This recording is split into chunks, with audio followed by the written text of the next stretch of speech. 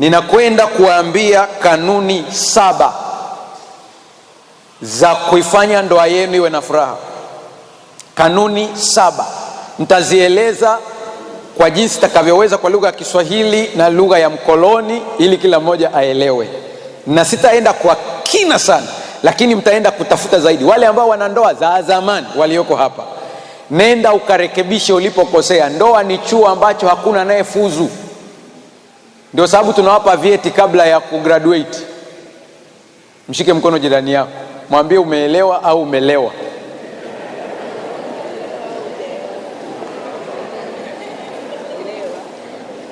Ukisoma degree yako ya kwanza, unasoma kwanza, unafaulu mitihani, unapewa cheti, si ndio hivyo? Ndoa unapewa cheti, utafaulu baadaye. Ndio maana hapa tunawapa cheti kwanza, alafu tunawaambia mtafaulu huko baadaye. Kwa hiyo hakuna mtu, hata kama una miaka 40 kwenye ndoa, unajifunza kila kukicha. Mimi mwenyewe ambaye ninafundisha ndoa nimesoma psychology, masters yangu ni saikolojia ya mahusiano, lakini najifunza kila siku. Hakuna siku nasema nimejua, sijawahi kujua, najifunza kila siku. Na mimi kuna saa ninajiassess kwenye ndoa yangu, nasema hapa nimechemka, ngoja nianze Alafu eti kuna mtu anakuja anasema mimi nimejua ndoa sana. Wewe hujajua sana mpaka utakapoingia kaburini. Kwa hiyo kila siku ni kujifunza. Ila mkumbuke yafuatayo: ndoa yoyote, kipimo cha ndoa ni Kristo na kanisa, sio watu.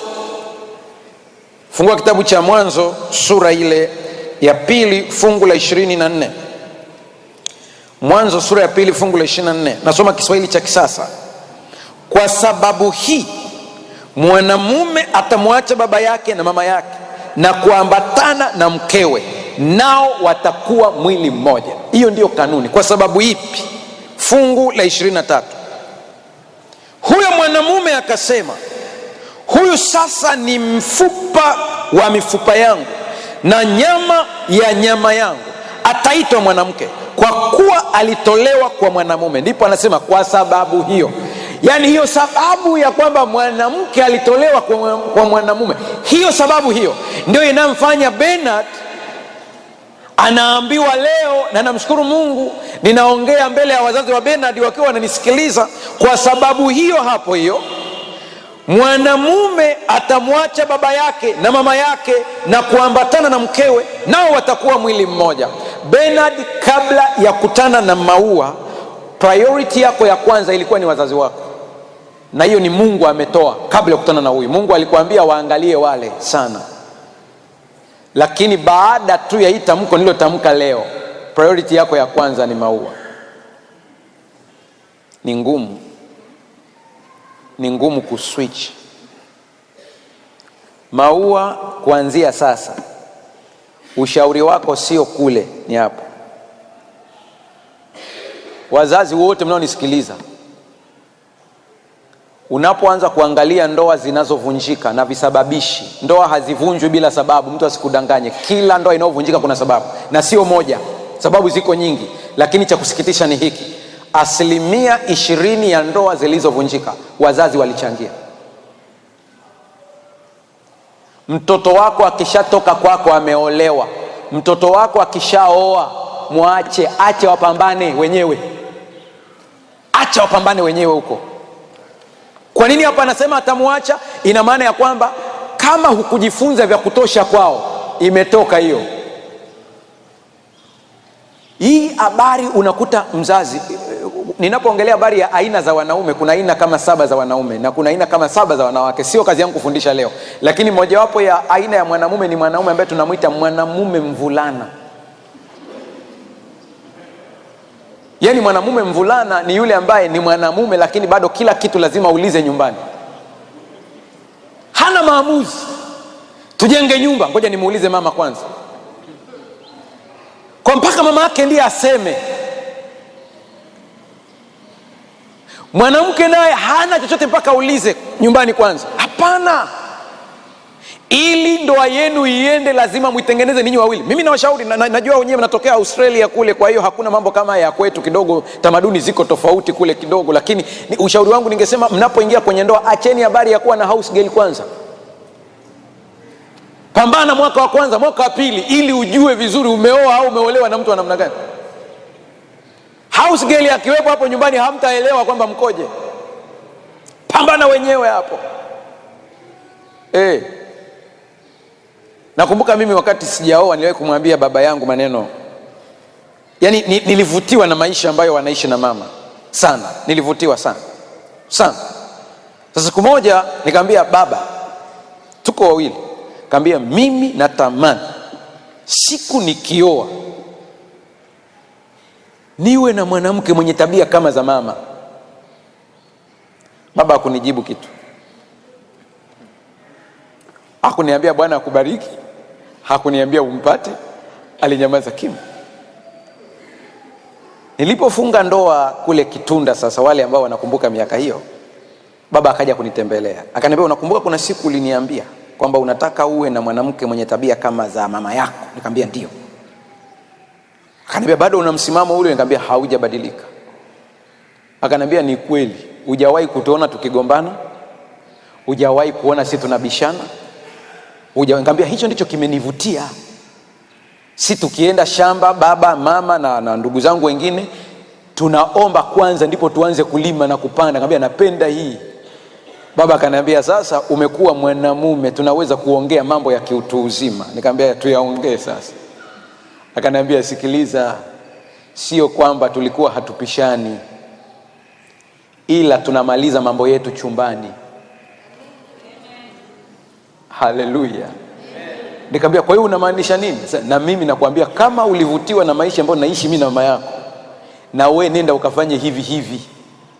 Mkiwa na tofauti zenu malizaneni huko chumbani ziishe. Ukitoka tabasamu, usilete hasira kwa watoto. Habari ya jioni. Maliza wapi? Kanuni ya kwanza, Bernard na Maua. Hivi mnavyoanza, mnaanza chini ya mwongozo wa vichocheo vya mwili, yani hormone. Mtakapokaa kwenye ndoa yenu vizuri, hormone zitaisha, mtaanza kuwa kawaida. Mkianza kuwa kawaida, kuna vitu ambavyo hukuvijua kuhusu Maua utaanza kuvijua. Kuna vitu kuhusu Bernard hukuvijua utaanza kuvijua. Ndipo Wakorintho wa kwanza 13 inachukua nafasi yake. Ni kumpenda sio kwa msisimko, ila ni kumpenda kwa sababu anastahili kupendwa kwa vile Kristo alikupenda. Hicho ndio kigezo. Kanuni ya kwanza, ongeza kutambua ramani ya mapenzi ya mpenzi wako. Enhance your love maps. Kila mtu kuna vitu vyake anavipenda. Ikifikia hatua mko kwenye ndoa mmezoeana, kuna tabia ya kuzoeana na kusahau. Lakini anza kuchunguza mwenzangu anapenda nini. Wakati naongea mambo ya ndoa juzi hapa, huenda na hiyo mmeshaiona, nikamwambia acheni habari ya ndoa za kwenye TV. Ndoa za kwenye TV ile ni maigizo. Jamaa anafundishwa mpaka kubusu. Kuna mtu anaitwa director, yuko hapo, akianza kubusu anambia umekosea, anza tena. Lakini ukija kwenye ndoa yako ndani unaishi kitu halisi kabisa.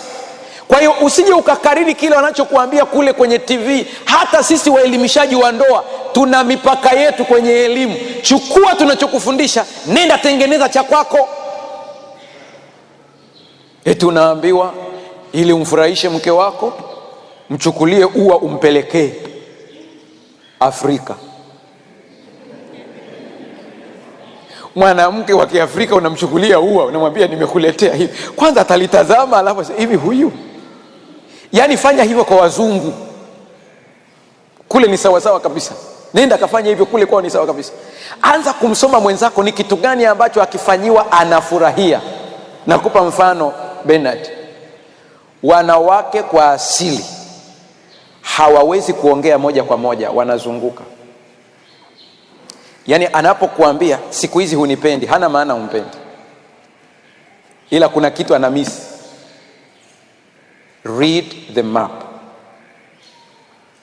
Na walivyo waajabu hawa, Mungu atusaidie wanaume wote tulioko hapa, Mungu atusaidie na atubariki kweli kweli. Hawa walivyo waajabu sana, hapendi sana akuambie kile ambacho anakipenda kwenye mapenzi. Wao hawapendi sana kusema, wanapenda kutuacha tuhangaike, alafu tukikijua ndio furaha yao. Yaani anajisikia amepambana mpaka amejua, safi kabisa.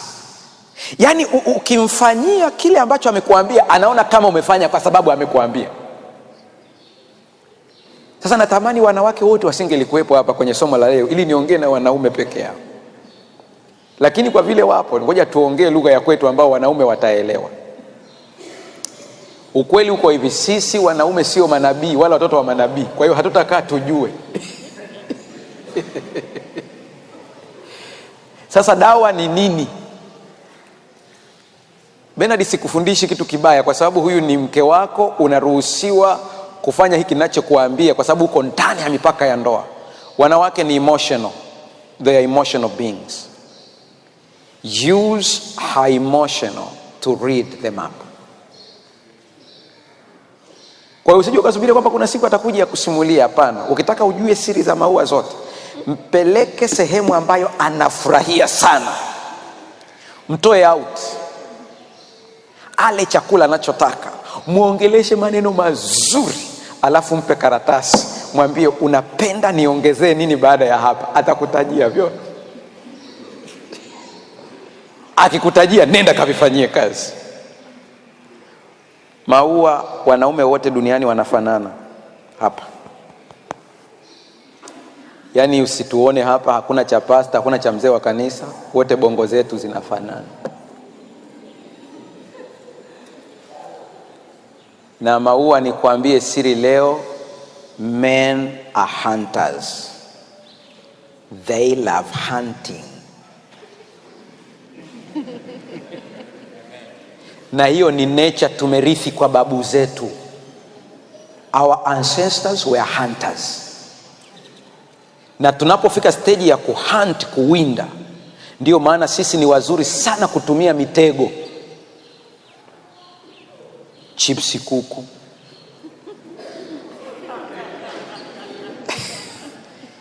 iPhone macho matatu, lift ya bodaboda. Those are hunting strategies. Kama unaangalia documentary, simba akikamata mnyama, yuko hapo sasa anakula, unamwona anahangaika kumuua mara ya pili? Hapana. Unamwona simba anaanza kumtega yule mnyama tena wakati yuko hapo? Ndio sababu wanawake wote wanalalamika, anasema kabla sijaingia kwenye ndoa alikuwa ananitumia message za mapenzi, mbona siku hizi hatumi tena? They are hunters. Ni wawindaji. Ile ni saa ya kula, atege nini?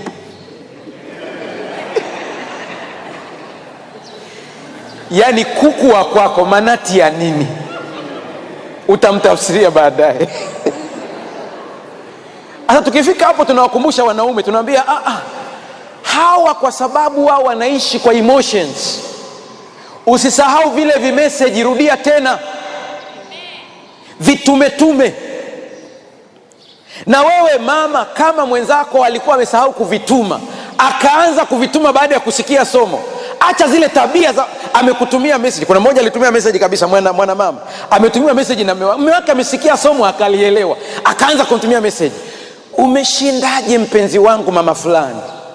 Mama akamjibu, umekosea namba au na ukimwambia amekosea namba harudii tena.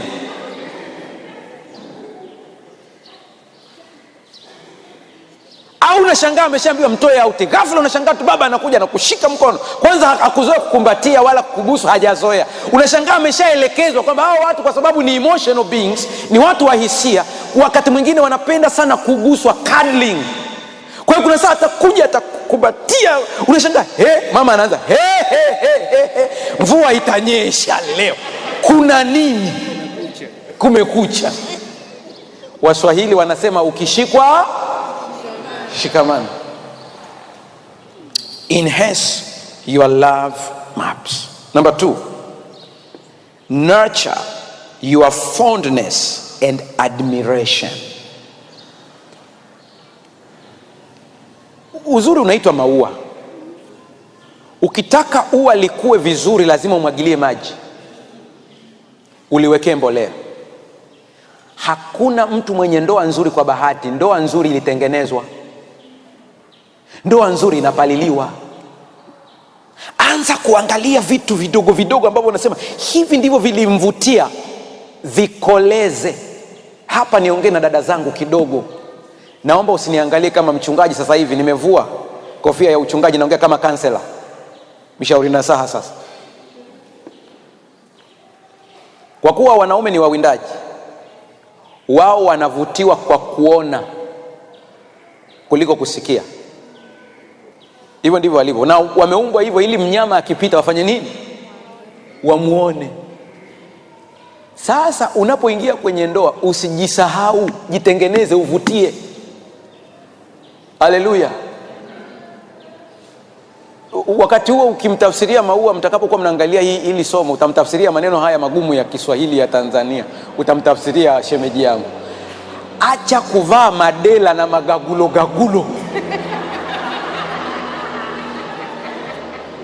Ni kweli unanyonyesha, sikatai, lakini yale maziwa ni ya mtoto, sio ya mume wakati ule yakitoka.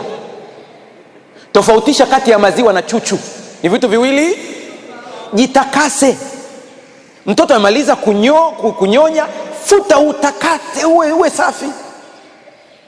Dada zangu, aliyewadanganya kwamba kunukia ni dhambi ni nani? Amesoma fungu lipi? Mimi na mafungu ya kutosha yanayokuruhusu kutumia marashi.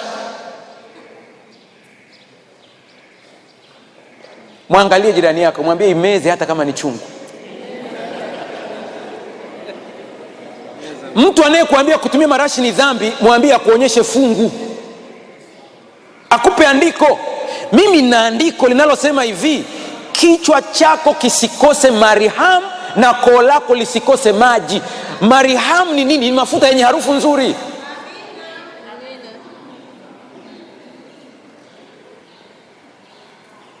Wanaoruhusiwa kunuka jasho ni sisi tu,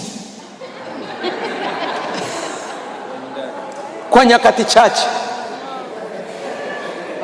sisi peke yetu, maana tunakimbiza wanyama huko, tunakimbiza hela. Mtu mmoja akasema tuwaombee hawa wanaume kwa sababu wao kila siku ni kutafuta. Watafute ufalme wa Mungu, watafute mwanamke anayemfaa, atafute pesa, vyote ni kutafuta tu. Pendeza. Kwenye engo ya chumbani kwako, dada yangu, pale chumbani kwako, vaa chochote unachotaka, ila ukitoka nje ya chumba vaa kama shemasi.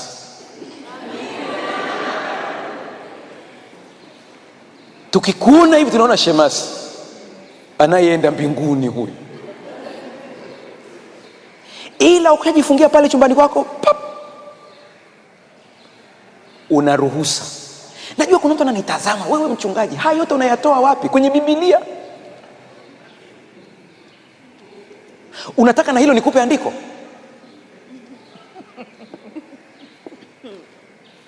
Walikuwa uchi wote wangapi? Wala hawakuona aibu. Usafi ni kitu muhimu sana. Turn toward each other instead of away. Angekuwa anafundisha mtu ambaye hana ndoa hapa, mngemwambia wewe umeajulia wapi? Padri.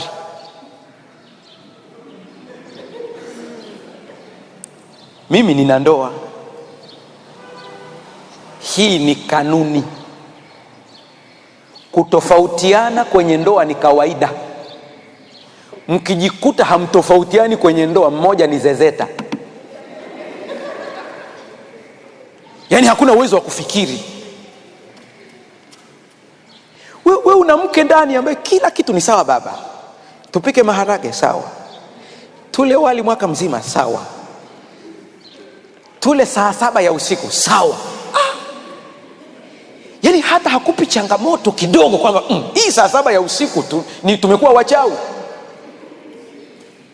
Hapana. Na ukiona mwanamke anakukosoa usikasirike, ni haki yake ya msingi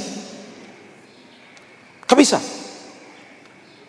Mimi wakati naendesha mahubiri mara kadhaa kwenye television, mke wangu ananiambia kabisa, kabla ya kupanda mimbarani naomba upige video call nione umevaaje. Kuna siku moja akanielekeza, hiyo tai haendani na hii haendani na hii. Kesho yake nikasema simpigi. Nikapanda mimbarani hivyo kwa utaratibu wangu. Ndio siku niliochemsha kuliko siku zote, maana nilipiga kachumbari. Ni kwa sababu kwa asili wanaume hata rangi hatujui. Kama unabisha, wanaume mniambie hii rangi niliyovaa rangi gani? Blue. Umesikia majibu haya? Wanawake wao wanajua inaitwa blue gani? Navy blue. Umesikia? Wanawake wanajua navy blue, sisi tunajua blue. Mwache akukosoe. Bernard, kuna criticisms za aina kadhaa. Kuna constructive na destructive. Mwanamke akikukosoa wakwako uliyemwoa ni constructive. Hawa usiwaone hivi, wana wivu mpaka wa muonekano wako. Yani kuna saa utaenda pale mbele, kwa mfano wewe ni mhubiri, nataka tu mfano, sijui kama utakuwa mhubiri au vipi. Uko pale mbele tu una present, yani ile anakutazama namna hii, akute tai imekaa vibaya, nenda kapima mapigo ya moyo yako hivi. Anatamani aje pale afanye hivi. Ndivyo walivyo wao, wanatukosoa kwa ajili ya kujenga. Mkibishana, turn toward each other, not against. Na huyu Mungu ni wa ajabu, akakubali watu ambao wametofautiana usiku wanalala kitanda hiki. Hiyo ni neema, na wala humnyongi mwenzako. Lakini wanandoa wote mnisikilize, mkitofautiana hizo tofauti zenu ambazo zinaruhusiwa na Mungu, ila msipigane. Msilale bila kuombana msamaha. Hiyo kitu kwenye ndoa futa. Unaweza ukaondoka usiku, unaweza ukajidai hapo, unasema simwombi msamaha liwalo na liwe. Unalala ndio kimoja, huamki tena. Siku ya hukumu na ukikuta unafufuka, usianze kusubiri kitabu usomewe wewe ni wa wapi. Kuna vitu vifuatavyo vizingatie. Ukiona tu umetoka kaburini unasikia ule mji tuuteke, jua wewe ni wa shetani kabisa.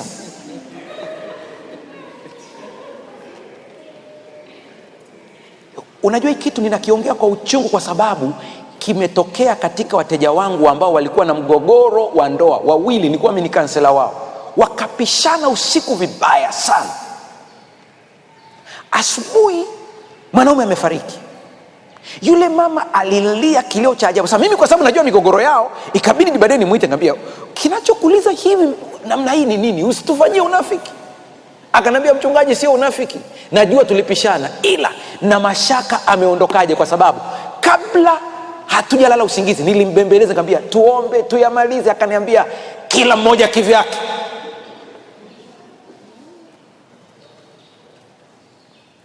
Usilale bila kumwomba mwenzako msamaha, hata kama mmetofautiana. Let your partner influence you. Acha mpenzi wako akushawishi, sio kulazimisha. Sijui, labda ni mtazamo wangu, na kama mimi nimekosea na kuruhusu nikosoe. Mimi siamini katika watu wazima kulazimishana. Nimesema ni mtu mzima huyu, tumia nguvu ya ushawishi. Kaeni chini, mjadili, mueleweshane. Kwa nini hamtaki mlango utokee hapa? Na ukiona kitu kinaleta mgogoro kwenye ndoa yako, vitu vingine achia. Haleluya. Maisha ni mafupi haya kugombana, vitu vingine achilia tu. Kwanza, kwa taarifa yako, wale wote ambao mna ndoa za miaka mingi, kuanzia miaka 20 kwenda juu, zima data. Simu yako ikiwa imeisha betri, si unazima data ili uanze kupokea vitu muhimu? Kuna vitu vingine potezea. Hawa kina Maua na Bernard wanaruhusiwa kugombania shuka kwa umri wao wa ndoa. Wao wanaruhusiwa. Nilitaka ya red, umeleta pinki. Yani acha wabishanie. Una miaka 40 ya ndoa unagombania rangi ya shuka. Imeletwa blue, sawa. Imeletwa red, sawa. Kusanya nguvu, uishi kwa raha siku zilizosalia. Haleluya.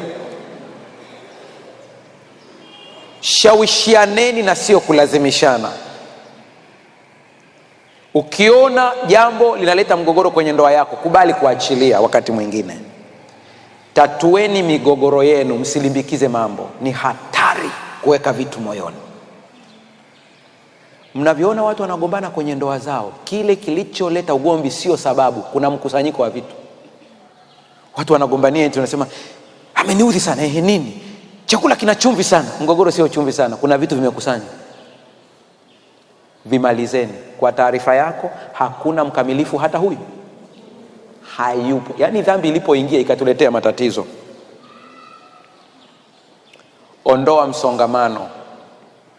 Ondoa msongamano. Shinda msongamano. Overcome gridlock. Kuna watu ambao ni marafiki, walikuwa ndugu, walikuwa karibu na nyie. Baada ya kuingia kwenye hii ndoa, punguza msongamano. Punguza msongamano Bernard, punguza msongamano Maua, punguza msongamano. Usije ukaona kwamba watu wote wanawapenda. Kuna watu wanawapenda mdomoni. Wale watu mkiwaruhusu waingie kwenye ndoa yenu, watawaletea maneno. Samahani ndugu zangu wa Kenya, hata na mimi mke wangu asili yao ni kule Kisumu. Kwa hiyo ni kula na kulipa. Iko hivi Maua, baada ya hapa utakuwa na urafiki na watu wa Kenya, utakuwa na urafiki na ndugu, watakuja wengi, watakupa story. Ukiona mtu anakuletea story za Bernard zilizopita, ile tunaanza statement, tumwambie hey, tusome Mathayo. Usimwone huyo alikuwa hivi, mwambie Mathayo 2:3 inasemaje. Utamfunga mdomo. Kwa sababu gani? Mimi hata simjui Bernard, kwa hiyo siwezi kumtetea maana simjui. Ila wote wanaume walioko hapa, wote nataka mniambie mwanaume jasiri anayeniambia hana historia yenye, ajitokeze. Basi nimeambiwa niipunguze hiyo, nisikazie sana. Mna habari hata Ibrahimu, Biblia inasema ikiwa Ibrahimu anahesabiwa haki kwa matendo yake, ana la kujisifia, ila sio mbele za nani? Yani Mungu akisimama tu, Ibrahimu anaangalia chini. Maana Mungu anambia Ibrahimu, usidanganye watu na kuelewa wewe hapa. Najua mambo yako. Bernard, kuna watu watajipendekeza kuchukua namba yako kwa kutoka hapa. Watajidai marafiki, ila lengo lao ni kukupa stories za Maua. Akianza tu mwambie Yohana 3:16, kwa maana jinsi hii Mungu aliupenda ulimwengu. Wanandoa mnisikilize na karibia kumaliza. Wanaoweza kuitengeneza ndoa yenu idumu ni watu wangapi? Hao wengine wote ni wapambe, achana nao. Kuna watu atakwambia, atajidai yuko na wewe, utamsimulia mambo yako, anajidai yuko na wewe, lakini siku mkiachana ndio furaha yao. Wanakaa pembeni nasema walikuwa wanajidai. Namaliza kwa kusema hivi, huu ni msimamo wangu personal. Mnaruhusiwa kuchagua wenyewe. Keep your marriage life private. Sijui msimamo wenu nyewe wawili, mtachagua wenyewe. Lakini ikija kwenye maisha yenu ya ndoa, msifungue kila kitu mnachofanya. Msiwe na show off sana. Kila unapoonyesha sana furaha ya ndoa yenu nje sana, ndipo unapoongeza idadi ya maadui. Furahieni ndoa yenu ndani. Toeni kile ambacho mnasema hiki tumekubaliana tufanye nini, kitoke. lakini hakuna ndoa isiyo na siri. Muwe na siri zenu ambazo piga huwa haifanye nini, haitoki hata siku moja. Mnaamua maisha, mkiamua kwenda out, nenda out, enjoy. Kama mmeamua kupost picha za out, select pictures, sio kila picha mrushe. Mnasema hii nitarusha, hii tutunze, ni ya kwetu sisi wenyewe. Kwa nini? Shetani hajafa, hana mpango wa kubatizwa. Furaha yake ni kuona uharibifu. Hata Yesu alifanya miujiza, lakini kuna saa aliwaambia watu usimwambie mtu yeyote. Mungu awabariki. Ndoa ni kitu kitamu sana mkijua kukitunza vizuri. Mimi hata sielewi, ukiniuliza sasa hivi sielewi mtu ambaye hajaoa anaishiishije. Yani sielewi kabisa. Msije mkatishiwa kwamba eti ni chungu, ina machungu yake. Ni kwamba tu ukishindwa kuweka gia sahihi kwenye gari, utaona gari ni mbaya, kumbe shida ni wewe. Ndoa ni nzuri sana, ni sehemu ya kuondoa stress za maisha. Ni ndani ya ndoa yako. Utaniambia hili, ukitoka kazini ukiwa una stress sana za kazi, ukifika kwa Maua, mhagi na Maua, utamhagi huyu for 3 minutes, stress yote itaisha. Sehemu ya kuachilia moyo wako ni kwa mke wako. Sehemu ya kuachilia moyo wako ni kwa mume wako. Si mara zote wanawake wanakusimulia story wanataka wapate solution. Kuna saa wanataka tu kusikilizwa. Ndivyo viumbe walivyo, wameumbwa hivyo, wana maneno mengi kuliko sisi. Kwa hiyo ukisikia anaongea sana, useme kichwa kimechoka. Wewe kazi yako ni kumpongeza na kumkubalia kile. Leo amenichanganya sana kazini, mwambie pole mama, pole. Yule bosi anasumbua, mwambie mbaya kabisa, huyo ni mbaya huyo bosi kabisa. Yani anaona unamuunga mkono, kwa hiyo ataenda. Huwa anawaambia wanaume, ukiona baluni ya mwanamke imejaa, itoboe taratibu, na unaitoboa kwa kumkubalia. Leo na hasira sana, mwambie kwa kweli na mimi nakuona una hasira sana. Hivi vitoto vinaniudhi sana, mwambie hivi vitoto ni vikorofi kabisa, lazima tuvishughulikie hivi. Ila ukimwambia na wewe si utulie, ubongo wa mwanamke unatafsiri amenidharau, haoni shida nayoipitia. Mwambie pole, nenda naye. Mungu atawapa furaha. Mpende Maua kama Kristo alivyokupenda. Maua, mpende huyu na kumheshimu kama Kristo. Ukifikia kama Kristo, ina maana yake hatupendani kwa kuwa tumetendeana mema. Tunapendana kwa vile hata sisi tulimkosea Kristo sana, lakini hajawahi kutufukuza. Ametukumbatia na makosa yetu. Ndoa zikienda kwa mtazamo huu, talaka zitapungua. Tuombe. Ninakutukuza Mungu kwa ajili ya wanandoa hawa. Maneno haya wasaidie wakayafanyie kazi. Uliumba ndoa kwa lengo zuri, ijae furaha na amani.